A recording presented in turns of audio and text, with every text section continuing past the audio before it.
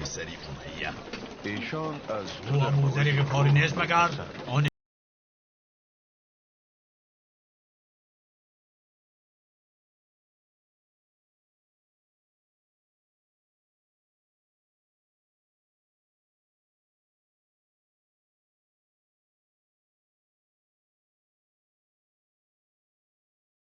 گور از آن تو باشد و در میان آن جویبارها با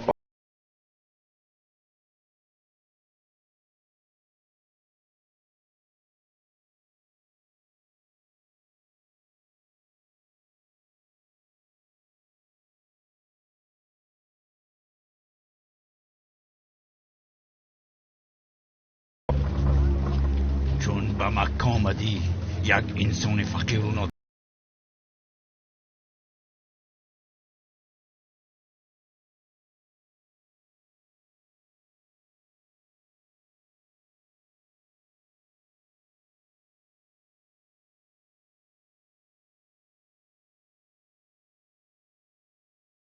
کارمان را خاتمه نمیدیم.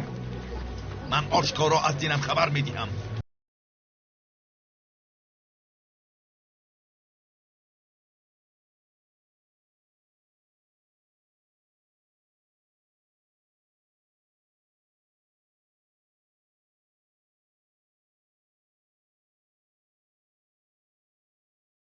پدری جاهلان.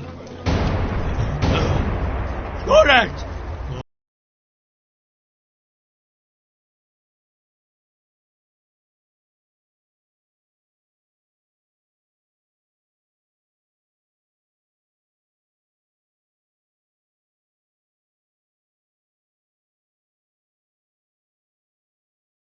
مثل ابو جهل، امیه ابن خلف، ابی ابن خلف، آس و دیگران.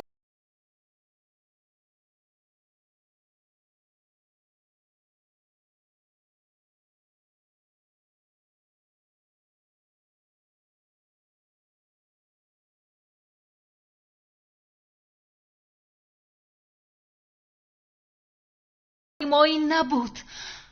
سوگند به خدا، من به خاطر خدیجه صبر.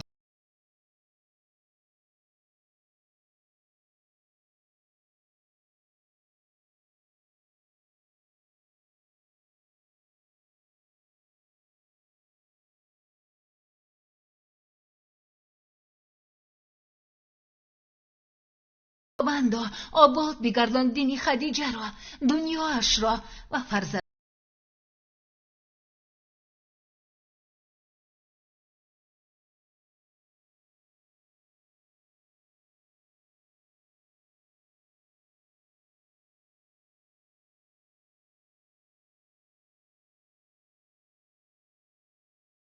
شما را بازگرداند از دین اولاد و اجدادتان. سوگند با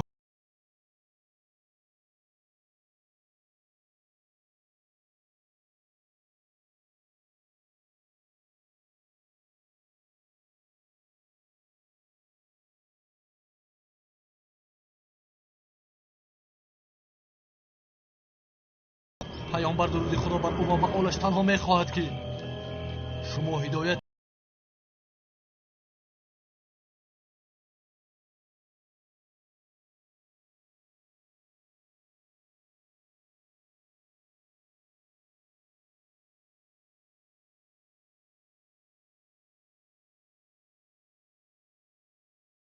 نوزده تا می باشند. شما باشید از آن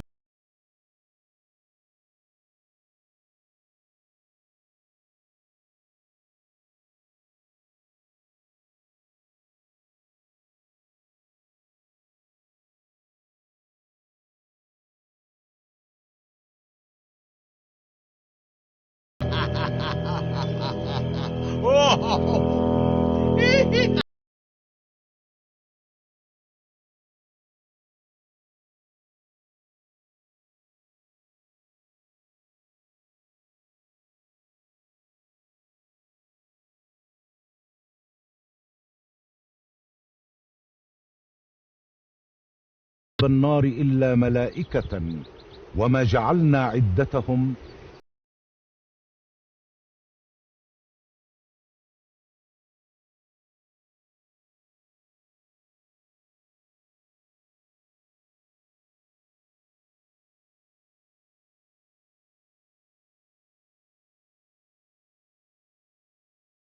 أراد الله بهذا مثلا كذلك يضل الله من يشاء.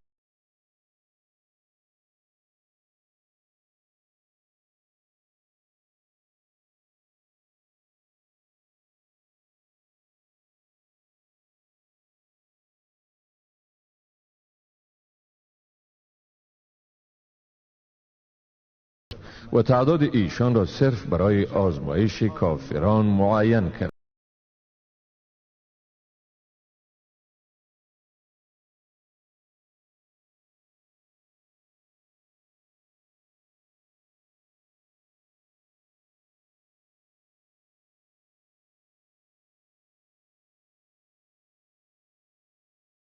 بدین ترتیب خداوند هر کسی را که بخواهد گمراه می کند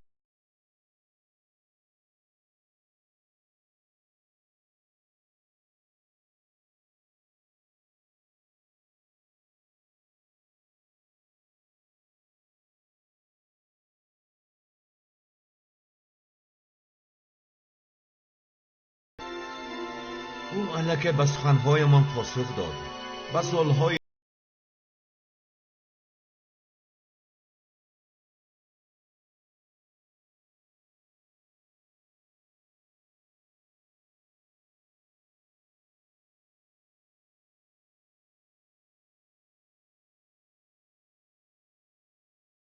چی میگویم به اهل مکه؟ چی میگویم به کلی عرب ها؟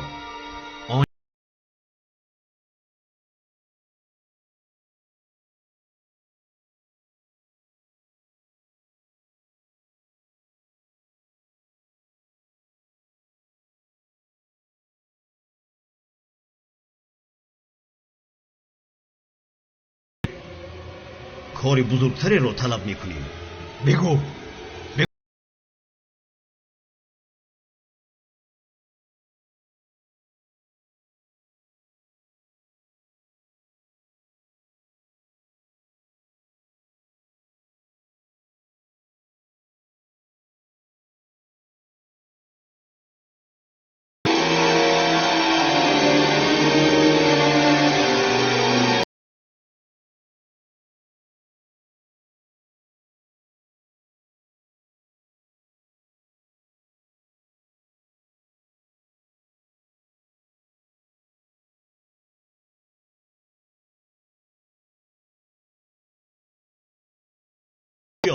شما از پیامبر درود خدا بر او و به آلش چی میخواهید؟ ای محمد،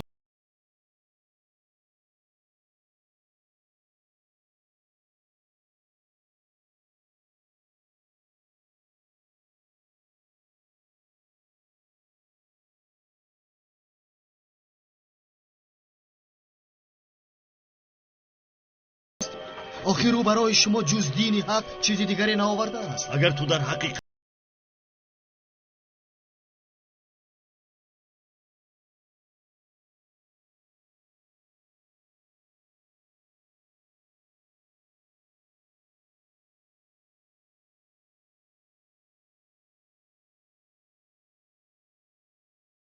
این کار را بکنم ایمان میارید؟ بله.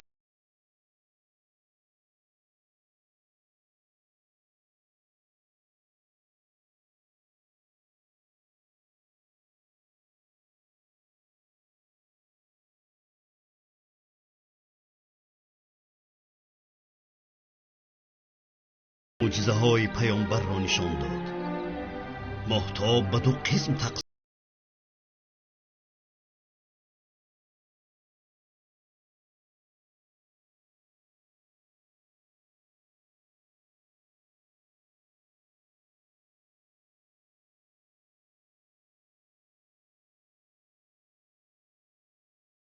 ترین آنجا وانمود می‌گردد.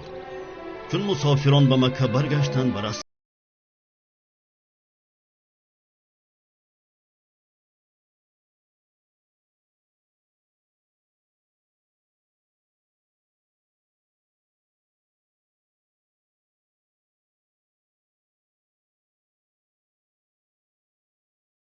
انسان‌هایی که به آسمان نظر می‌کردند مشاهده کردند.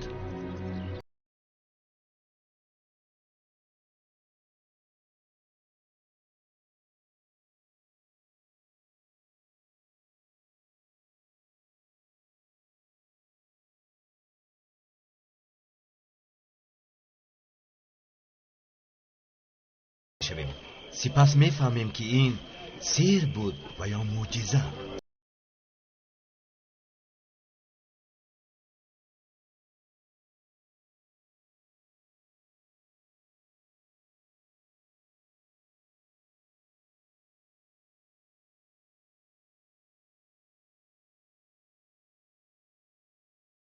در کل دنیا همش سحر است. این سحر فرزندان حاکم.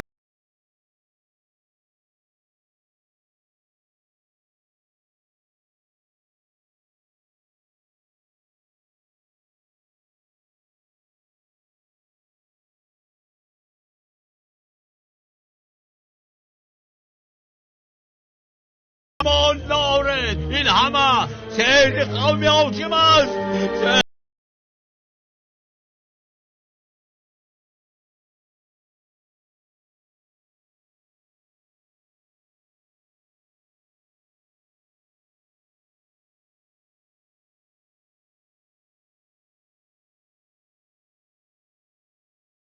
بجز خدای تعالی باز هم ایمان نآوردند.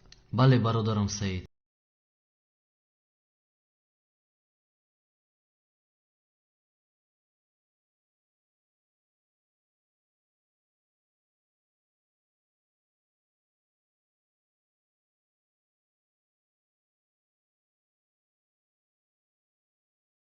اگر بخواهد هدایتشان میکند.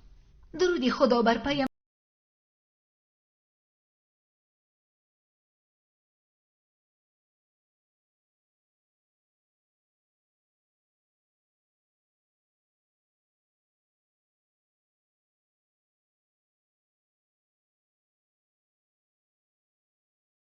پدران ما میدانند که پیامبر درود خدا بر او و با آلش آنها را فریب نمیکند.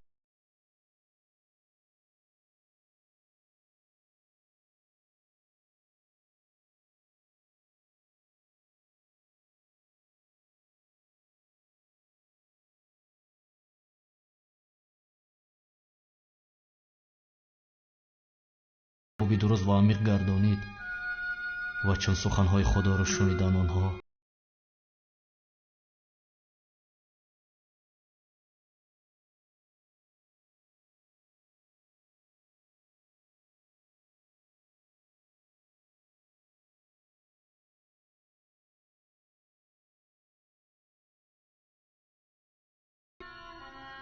با او صحبت کردی؟ بله کردم. غمگین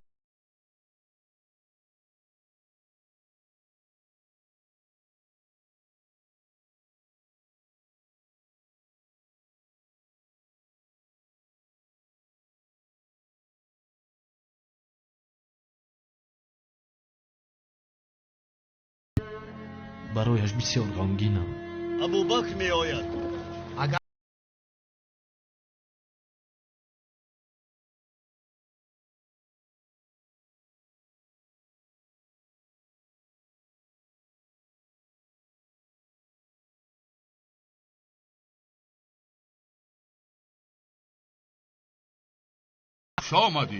خوش آمدی دوستم ابوبکر.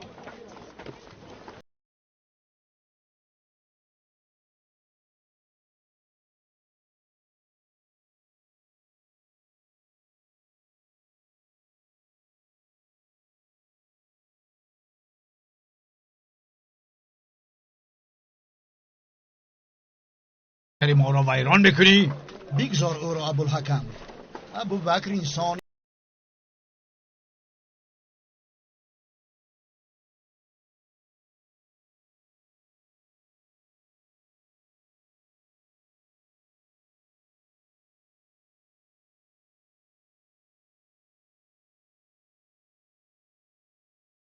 روشنایی نمایان است و قسم به خدا شما میدونید که او دروغ نمیگوید.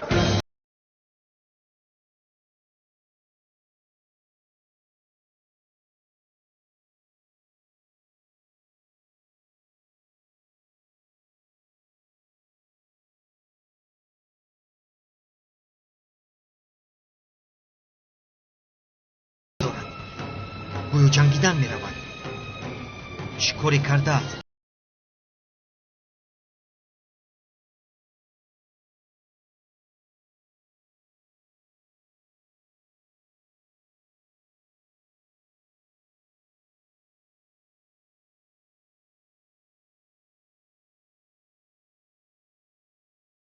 شما بر ضد گفته‌های پروردگار برآمدید، راه حق را گذاشتید و سوی کفر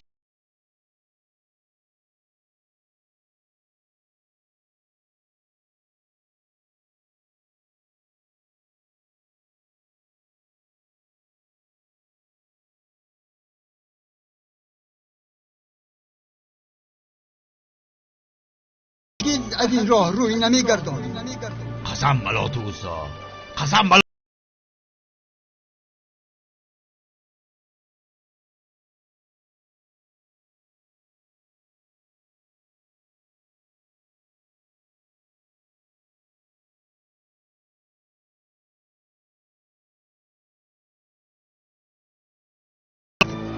ای پسری خطاب، این را به کسان بگذار که با شرک و ثروتشان می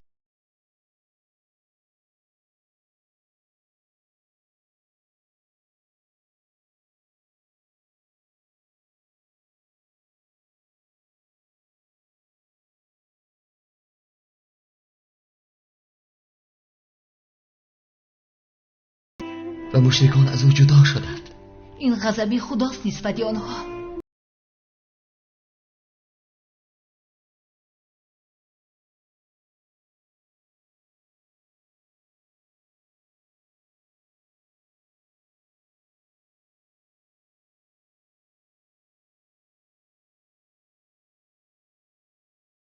جهل و ابو سفیان اقرار شدند که به سخنهای فرستاده خدا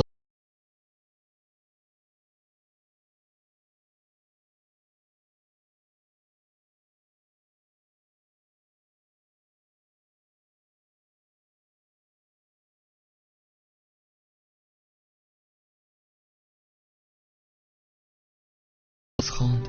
درودی خدا بر او و به آلش. صحابگان ترسیدند که آیتها را نشد.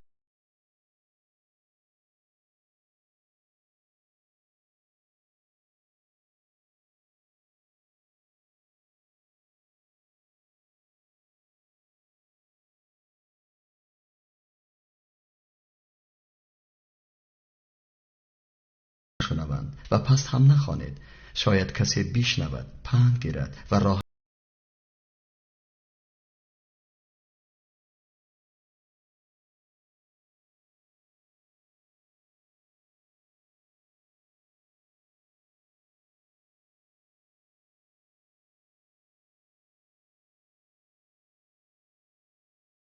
عذاب شدید را بالایشان میارم.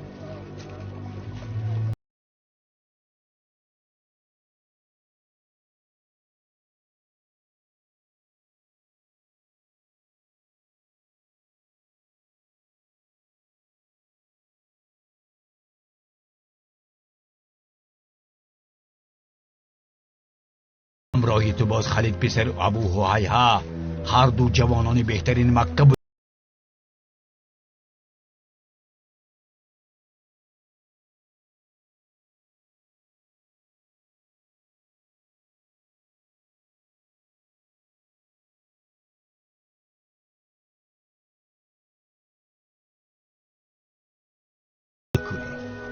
ما نفس و جان خود را فدا میکنیم در راه دین خدا و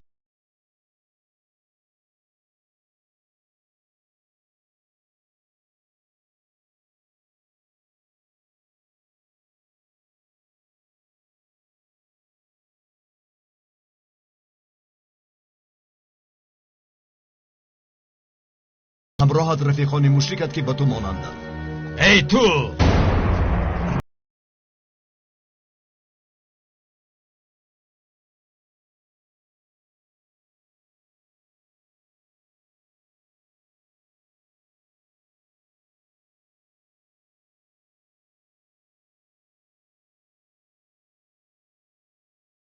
اما امر کرد که صبر باشیم، برای همین ما صبر میکنیم به کارهای شما.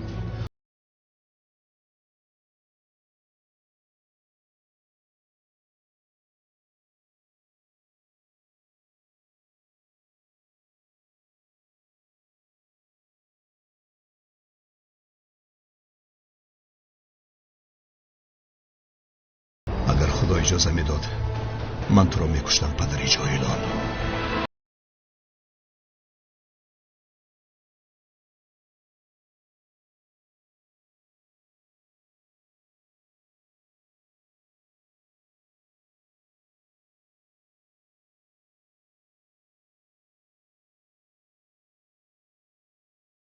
درود خدا بر او و به آلش. خداوند می‌بیند که کافران به ما ظلم میکنند.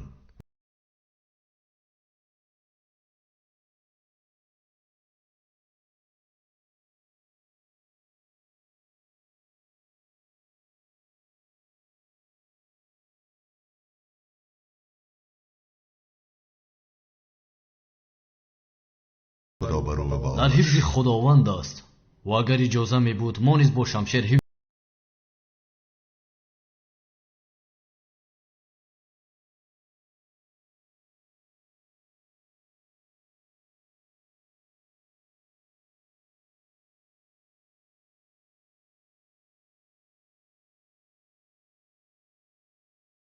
تا زمانی که خدا حکمش را برآورد. از مشرکان قریش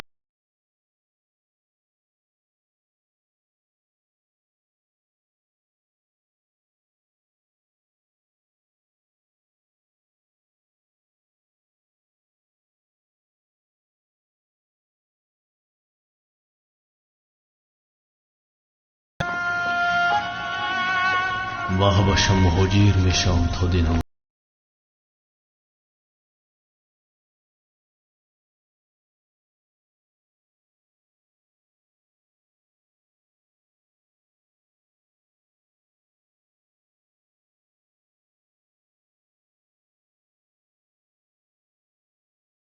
برو تبریزم جوانی با تفکر و داناست.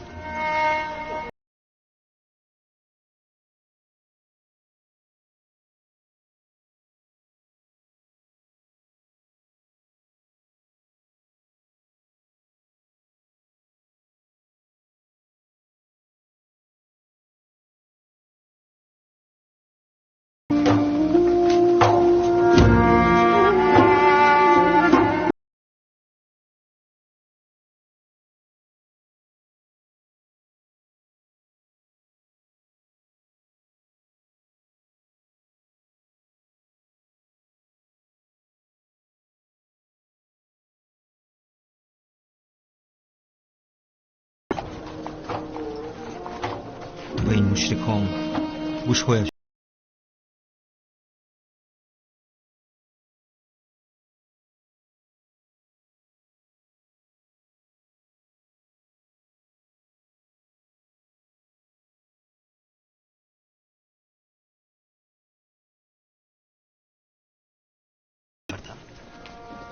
حتی برادرانمان را مجبور کردند که فرار کنند.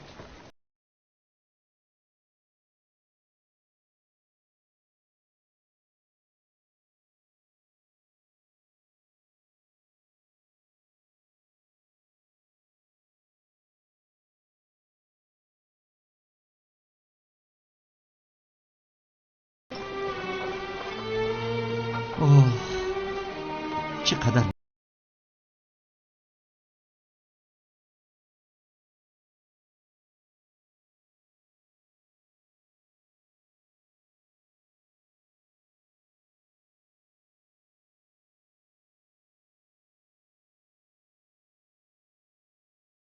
تر کنی و جای بروی که شاید من تو را دیگر نبینم.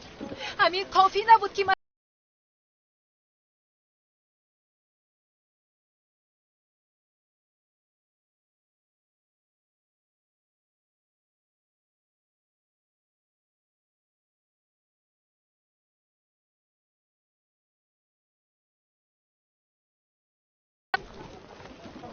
ولیکن چی؟ مادرت را گوش نمی کنی؟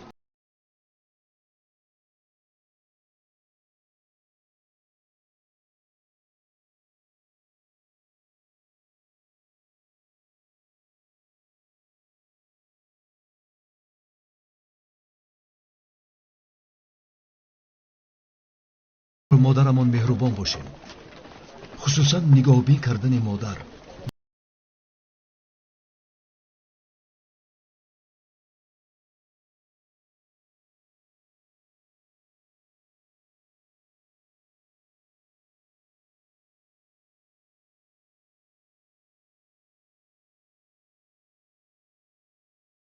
تو احکامش ان از همین چیز من نمیتوانم دست کشم مادر.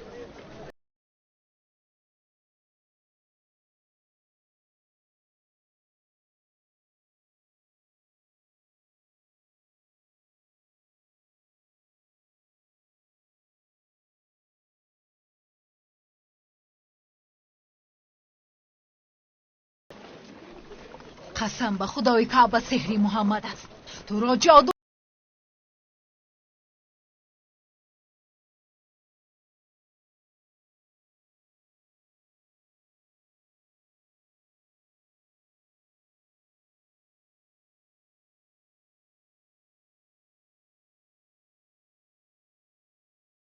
آتش جهنم می سوزد ابدا و من بسیار غمگینم مادر.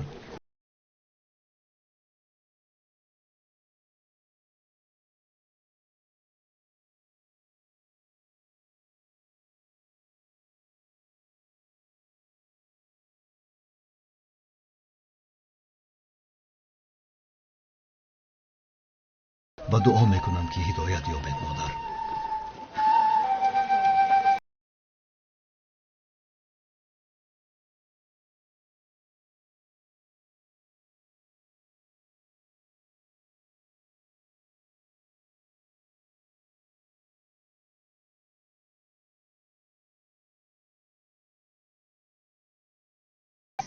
برای چی من باید خواطر باشم هند؟ چی شد به شما پدر اینقدر آرام؟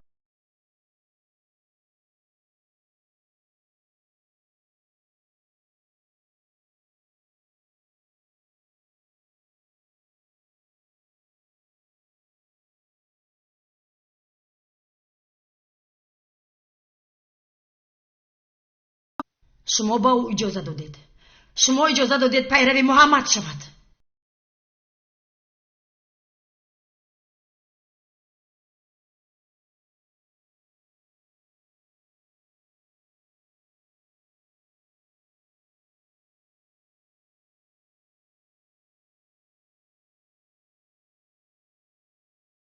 کنم پدرت را میدانی من انسانی آرام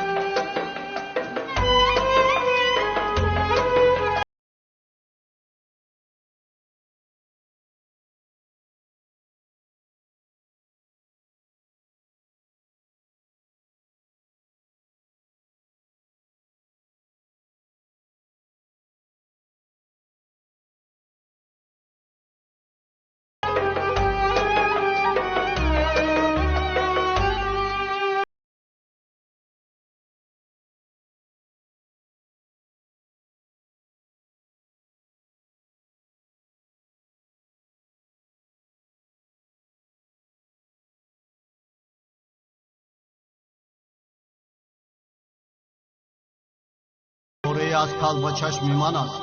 آخر رقیه دختری پیامبری گرامی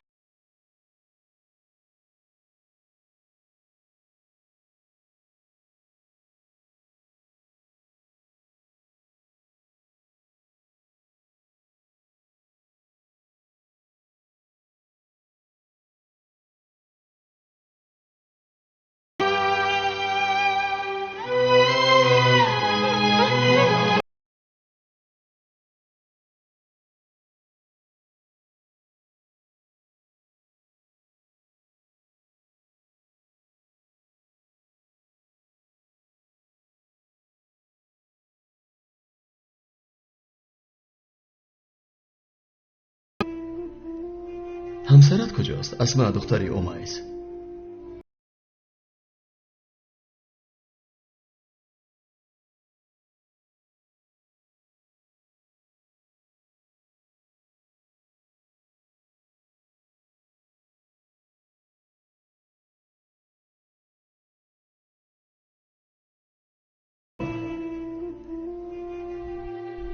این نامه است پدر.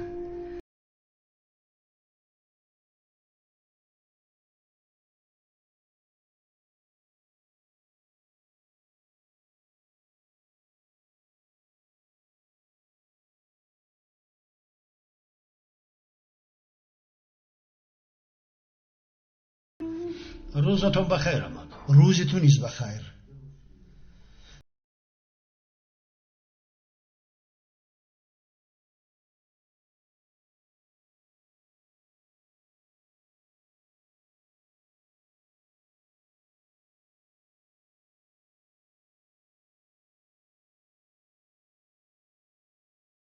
غمگینم. همسرشم همراه او رفت، دختر سهیل.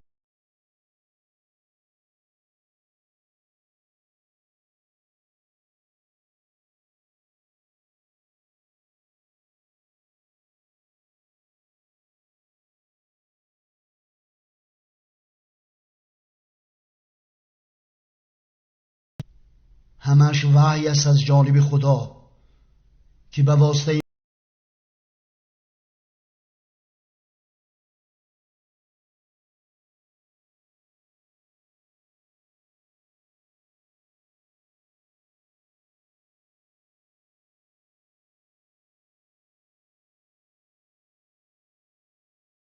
آنها خود را مؤمن می دانند و به خدا یکتا ایمان دارند.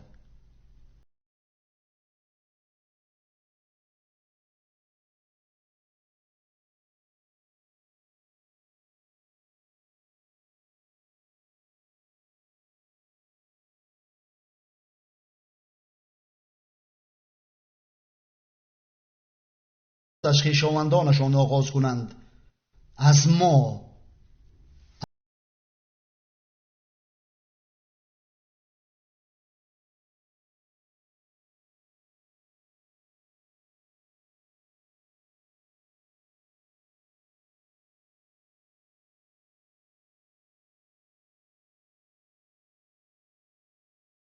تا دینشان غالب گردد.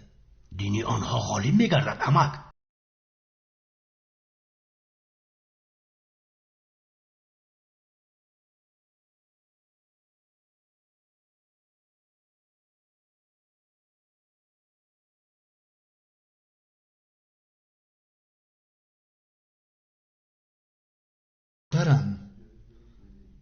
علاقه بین محمد و صحابگانش قوی است.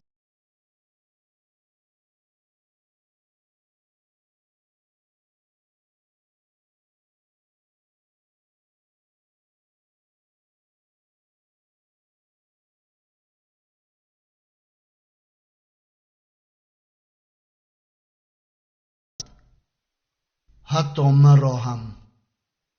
بعد این چی؟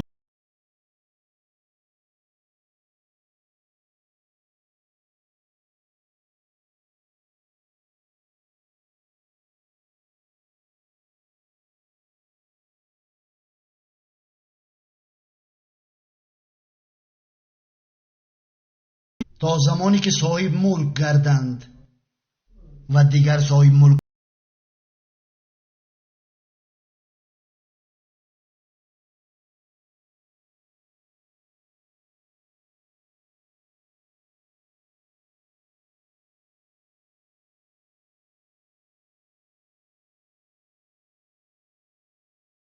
ایمان آوردند، امر کند تا کوه‌ها را از جایشان برطرف کنند. چون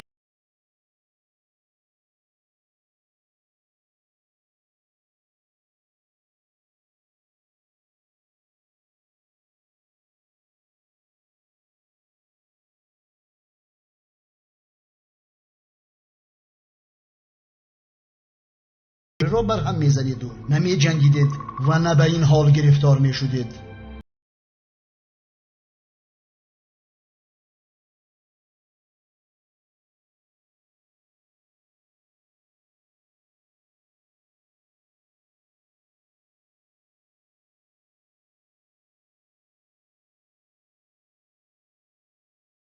مهاجر شدند به حبشه که آنجا را شاه نجاشی سروری میکرد.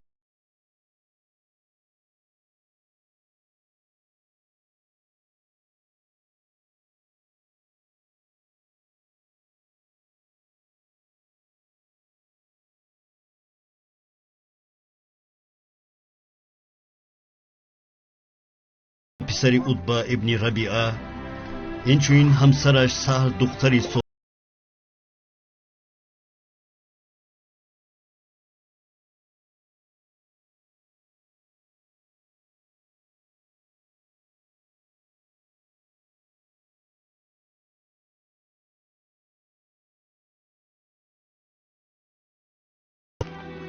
اینها نخستین مسلمان هایی بودند که مهاجر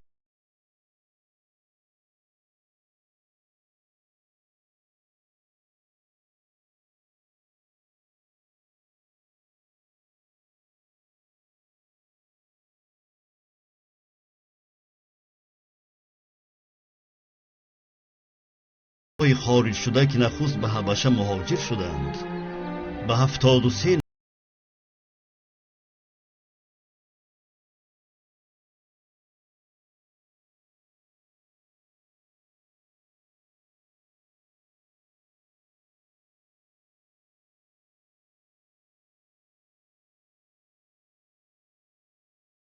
قریشی ها به مسلمان ها می دادن از قبیل لتوکوب گرسنه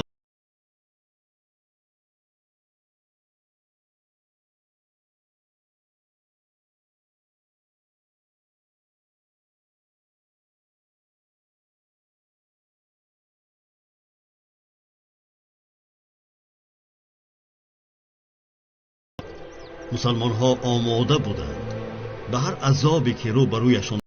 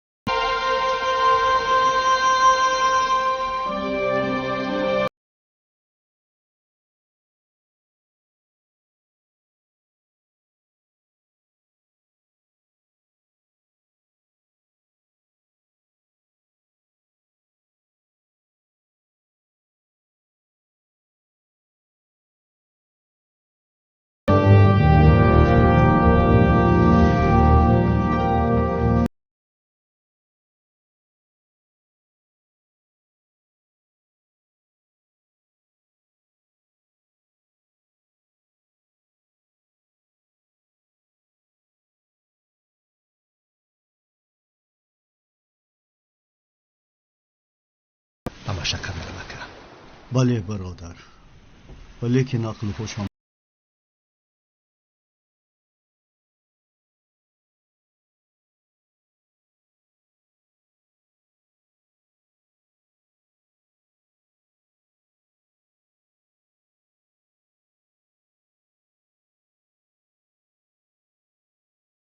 اما بعد آنی که کارهای امیه ابن خلف را دیدم فهمیدم که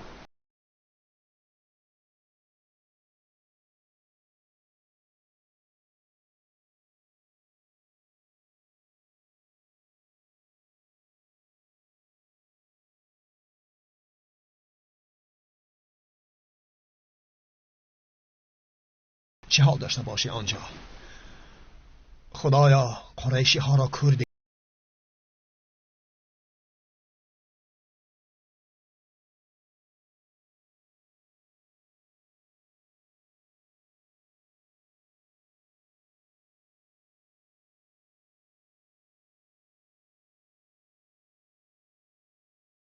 کردن نمیتواند. بیا رفتیم عثمان، ما را برابر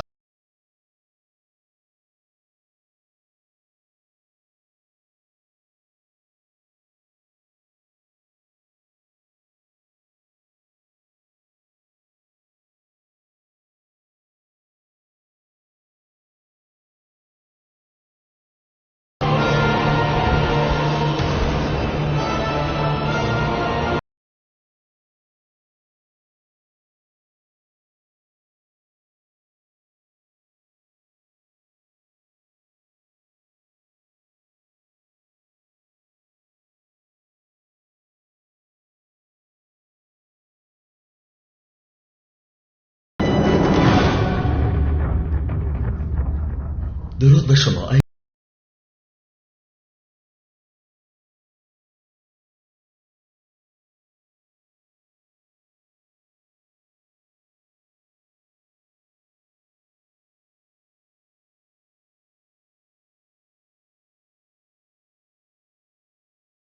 آنهایم من جعفر پسری ابو طالب ابن عبدالمطالب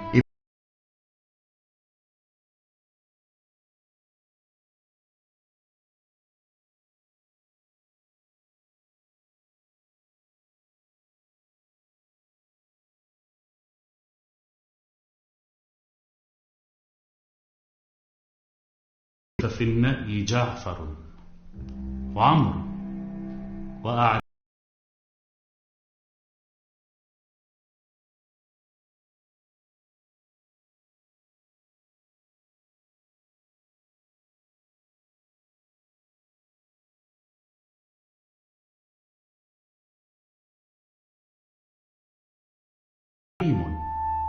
فلا يشقى لديك المجانب.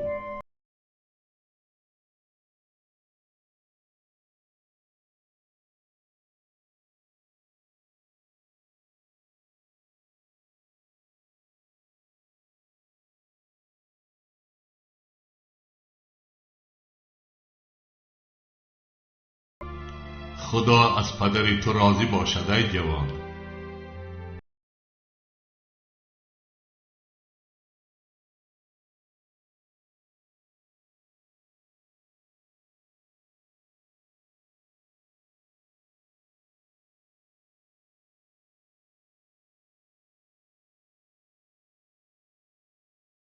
نمی کند.